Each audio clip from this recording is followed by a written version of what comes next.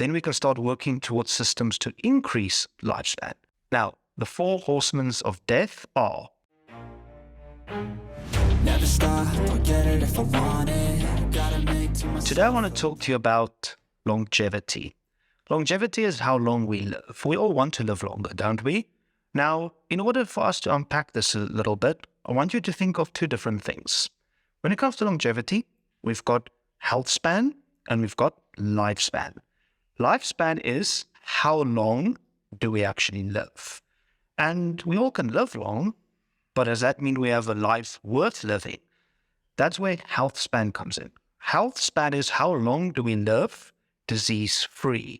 You can reach the age of 70 with cancer, diabetes, hypertension, spend most of your time in a hospital, being on life support and all these kinds of stuff. That's still living lifespan, but it's non-existent health span. That's not living. That's just existing. So we need to think about increasing both the lifespan and the health span. And how do we do that? In order to start thinking about it, we need to first think, what are the 4 leading causes of death? Because death is the end of our lifespan. So if we can start thinking, what are the leading causes of reducing lifespan? Then we can start working towards systems to increase lifespan.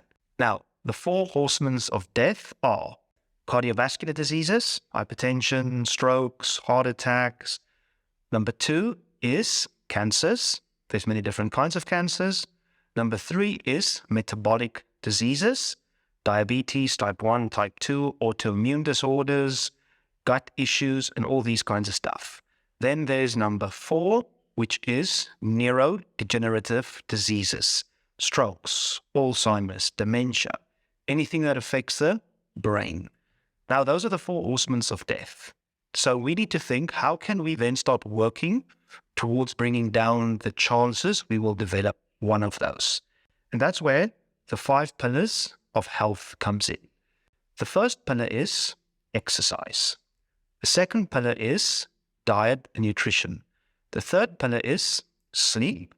The 4th pillar is distress tolerance, in other words, stress management. And the 5th pillar is supplementation and medication. If we start developing those 5 pillars, that is where we start seeing a life without disease. We can live as long as possible without developing one of these diseases. That's also where you need to start thinking, out of these 5 pillars, where are you okay?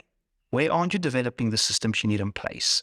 Because the more of those 5 we spend time on developing, the longer our lifespan will be, but also the longer our health span will be.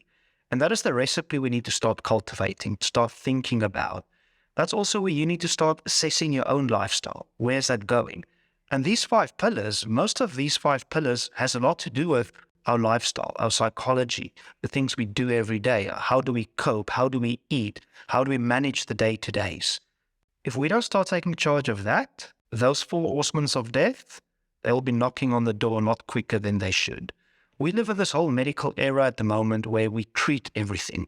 We only start worrying about stuff once we're diagnosed. And once we diagnose, now we suddenly want to do everything in one go, suddenly change our lifestyle. Is that the real way to go at it? What about we start earlier and not have to worry about these things once we only get diagnosed? Prevention is better than worrying about something once we diagnosed. We all want to live a healthy life, a long life, a fulfilling life.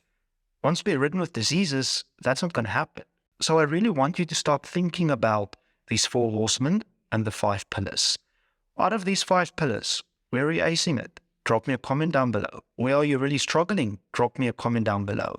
And let's start unpacking these. Over the next few days, I will be diving into each of these pillars a bit more, how we can do it, what we can do, tangible things we can do. But remember, none of these things matter unless you start taking action, start developing these new habits, working on them, and then you will see the fruits of your labor. Never stop, I'll get it if I want it. Gotta make to myself a promise.